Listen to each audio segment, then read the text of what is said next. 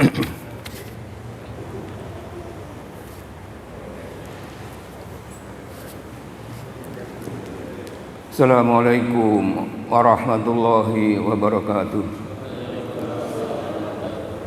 Alhamdulillah wa syukurillah wassalatu wassalamu ala rasulillah wa ala alihi wa sahbihi wa mawala la hawla wa la quwwata illa billah. Rabbi shrah li sadri wa yassir li amri wahlul 'uqdatam min lisani yafqahu qawli. A'udzu billahi minasyaitonir rajim. Bismillahirrahmanirrahim. Alladzina amanu wa tatma'innu qulubuhum bi dzikrillah. Ala bi dzikrillah tatma'innul qulub. Bapak Ibu yang dirahmati Allah, Bapak Ibu yang saya hormati, siang ini kita ketemu kembali dalam rangka kultum tolabul ilmi. Istilahnya ketua yayasan watawa sobil haqi watawa sobil sober, saling mengingatkan barang-barang yang hak, yang benar, dan saling mengingatkan kesabaran. Tema kali ini yang kami bawakan adalah 6 perkara yang bisa merusak amal kita. Seperti kita ketahui bahwa tujuan Allah menciptakan manusia adalah untuk beribadah, untuk mengabdi, untuk ngawulo kepada Gusti Allah. Wa ma khalaqtul jinna wal insa illa liya'budun. Dan Allah tidak menciptakan jin dan manusia kecuali untuk menyembah, kecuali untuk beribadah. Bapak Ibu yang saya hormati, ibadah kita mari kita niati dengan betul-betul tulus dari lubuk hati yang paling dalam. Ibadah kita harus ikhlas dan semata-mata mengharap ridho Allah Subhanahu wa taala. Baik itu ibadah mahdhah maupun ghairu mahdhah. Ibadah mahdhah seperti bapak-bapak sudah hafal, sholat, puasa, zakat, haji, itu diperintah oleh Allah langsung. Sedangkan ibadah ghairu mahdhah adalah bersifat muamalah, bersifat sosial, hubungan sesama manusia, antara lain bekerja, tolong menolong, silaturahim, berjuang untuk menegakkan kalimat Allah, fi sabilillah, itu termasuk ibadah ghairu mahdhah. Firman Allah dalam surat Al-Baniyah ayat 5, wa ma umiru illa liya'budullaha mukhlishina lahuddin hunafa wa yuqimus sholata wa yu'tuz zakata wa dzalika dinul qayyimah. Padahal mereka tidak disuruh kecuali supaya menyembah Allah dengan ikhlas dan mentaatinya, semata-mata karena menjalankan agama dengan lurus, dan supaya mereka mendirikan sholat, menunaikan zakat, dan yang demikian itulah agama yang lurus, agama yang benar. Itu di surat Al-Baniyah. Mencermati ayat ini bahwa kita diperintah untuk beribadah dengan ikhlas, mentaatinya semata-mata mengharap ridho Allah Subhanahu wa taala. Sebab meskipun kita sudah beribadah menjalankan semua perintah Allah dan meninggalkan semua larangannya, akan menjadi sia-sia, akan tidak mendapat ganjaran, akan tidak mendapat pahala apabila 6 perkara nanti dilanggar dalam beribadah itu, akan tidak mendapat pahala. Rasulullah bersabda yang diriwayatkan oleh Ad-Dailami, ada 6 perkara yang bisa merusak amal ibadah kita. Sittatu asya'a tuhbitul a'mal. Ada 6 perkara yang merusak amal ibadah kita. Pertama, al-istighalu bi'uyubil khalqi wa qaswatul qalbi wa hubbud dunya wa qillatul haya wa tulul amali wa dzulmun la yantahi. Yang merusak pahala atau ganjaran amal ibadah kita, yang pertama adalah mencari, orang yang selalu mencari dan meneliti kesalahan orang lain. Na'udzubillah min dzalik. Orang semacam ini melakukan hal-hal yang tidak terpuji, mencari kesalahan, apalagi orang yang dicari tadi orang yang tidak sejalan atau beda pandangan dengan dia. Hal demikian bisa menghapus semua amal ibadah yang telah dilakukan. Perbuatan ini sangat tidak baik, sampai dalam Al-Quran disebutkan atau digambarkan seperti makan daging saudara sendiri yang telah meninggal. Yang kedua, yang bisa menghapus pahala ibadah kita adalah hati yang keras, atau basa Jawanya atose ati yang keras. Bapak Ibu yang saya hormati, kerasnya batu saja kalau ditetesi air terus menerus berbulan-bulan, bertahun-tahun, itu bisa gempil, bisa hancur.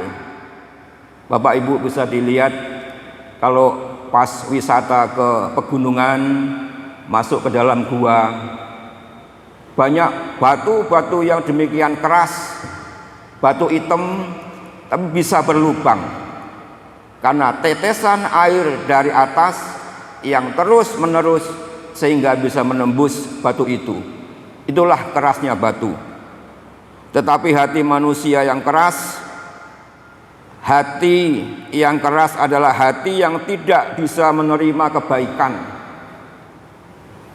tidak menerima masukan, tidak bisa dan tidak mau dikritik, tidak bisa menerima barang-barang yang hak, kebenaran, yang pada akhirnya orang yang hatinya keras tadi menjadi orang yang takabur, orang yang sombong, merasa paling benar, merasa paling pintar, dan merasa hanya menuruti hawa nafsu. Hati yang keras ini sulit mendapat hidayah dari Allah Subhanahu wa taala. Yang ketiga, perbuatan yang bisa menghapus amal ibadah kita, bisa menghapus pahala amal ibadah kita, yaitu hubbud dunya, senang dengan dunia, cinta kepada dunia, cinta dengan gemerlapan, cinta dengan harta benda. Sebagai muslim kita diperintah untuk bekerja, untuk mencukupi kebutuhan keluarga, untuk mencari nafkah untuk anak dan istri. Orang-orang Islam tidak hanya kaya, tetapi harus super kaya. Jadi kita diperintahkan mencari harta benda supaya kaya, bahkan harus super kaya. Tujuannya adalah supaya tidak membebani kepada orang lain. Itulah orang Islam yang diharapkan. Harta benda yang kita miliki dari kerja keras, kerja siang hari, kerja siang malam, kaki jadi kepala, kepala jadi kaki, tidak pernah lelah, harus kita pergunakan atau kita tasarufkan di jalan Allah sebagian dari harta benda ini. Karena kita ketahui bahwa harta benda yang kita miliki adalah ini titipan, dan sebagian dari harta benda itu adalah milik fakir miskin. Orang yang hubud dunia, orang yang senang dengan dunia, mengumpulkan harta sebanyak mungkin dengan segala cara ditempuh, dengan kerakusannya, dengan keserakahannya, dan dengan ketamaannya. Barang-barang harta-harta itu dipakai untuk bersenang-senang di dunia, dihambur-hamburkan, tidak dipakai untuk kepentingan akhirat. Mereka lupa bahwa hidup di dunia ini hanya sementara, dan kita akan kembali kepada kehadirat Allah Subhanahu wa taala sesuai dengan jatah yang telah diberikan. Sifat-sifat ini pantas dimiliki oleh orang kafir sesuai dengan firman Allah dalam surat Ibrahim nomor 2 ayat 2 dan ayat 3. Bismillahirrahmanirrahim. Fawailul lil kafirina min adzabin syadid alladzina yastahibbunal hayatad dunya alal akhirah. Dan celakalah bagi orang-orang kafir karena siksaan yang sangat pedih, yaitu orang-orang yang lebih menyukai kehidupan dunia daripada kehidupan akhirat. Mudah-mudahan kita tidak termasuk golongannya orang-orang kafir sesuai dengan ayat tadi. Bapak Ibu yang saya hormati, sifat yang keempat yang bisa menghapus pahala ibadah kita adalah tidak punya malu. Tidak punya malu baik di hadapan Allah, indallah, ataupun di depan sesama manusia, yang pada akhirnya manusia cenderung berbuat semaunya sendiri, tidak punya sifat perwira, dan tidak bisa mengontrol diri. Yang kelima yang bisa menghapuskan pahala ibadah kita adalah punya keinginan yang macam-macam, yang berlebihan. Kalau bahasa Jawanya yang biasa diajarkan di pondok itu, dawaning angen-angen ateges anggadai kepinginan ingkang mawarni-warni. Panjangnya angen-angen berarti mempunyai keinginan yang macam-macam. Punya keinginan yang berlebihan, pengen punya itu, punya ini. Semuanya didasarkan dengan pertimbangan materi, pangkat, jabatan, dan kekuasaan. Banyaknya keinginan tadi biasanya merasa kekuatan, kekuasaan, dan kemampuan yang ada pada dirinya. Dia lupa bahwa ada zat yang lebih tinggi, lebih kuasa, dan lebih mulia yang menentukan, yaitu Allah Subhanahu wa taala. Allah itu maha kuat. Allahu ya qayyum, dan Allah maha kaya. Allahu ya ghaniyyu, Allah yang maha kaya. Seterusnya adalah sifat yang keenam adalah selalu berbuat dolim, menganiaya kepada dirinya sendiri maupun kepada orang lain, sehingga amal ibadah yang dia lakukan sia-sia, tidak mendapat ganjaran atau pahala karena perbuatan zalim tadi. Bapak Ibu yang saya hormati, dari 6 perkara tadi mudah-mudahan kita dijauhkan oleh Allah. Mari kita jaga ibadah kita, ibadah yang istiqomah. Mari kita tingkatkan iman kita, iman yang kuat, karena iman itu bisa yazid wala yangkus. Iman bisa bertambah, bisa berkurang. Ini banyak pengaruhnya dari lingkungan dan sebagainya.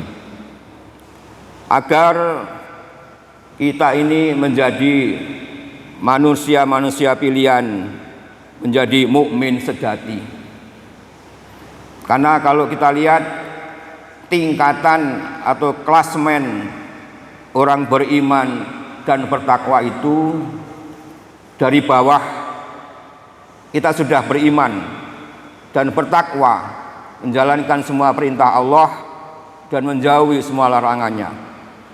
Lebih naik lagi kita menjadi tingkatan atau kelas, menjadi orang-orang yang akhlakul karimah. Orang yang bertakwa itu pasti berakhlak yang mulia. Jadi puncaknya takwa adalah orang-orang yang berakhlakul karimah. Naik lagi ke kelas yang tinggi, yaitu menjadi orang-orang mahabbatullah, orang-orang yang dicintai kepada Allah. Orang-orang yang cinta kepada Allah, senang berzikir, ingat kepada Allah.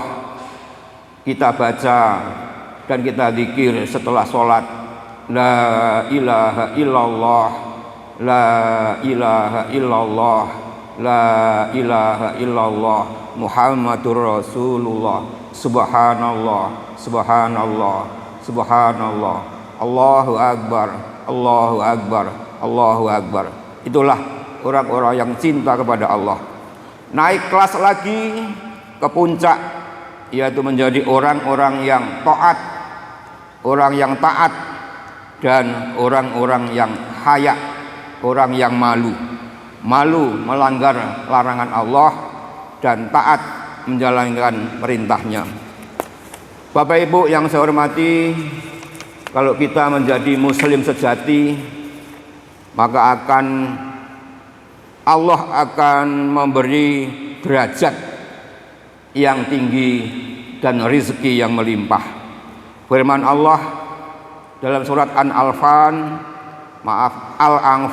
ayat 4, A'udzubillahi minasyaitonir rajim. Ulaika humul mu'minuna haqqan lahum darajatun 'inda rabbihim wa maghfiratun wa rizqun karim. Mereka itulah orang-orang yang benar-benar beriman.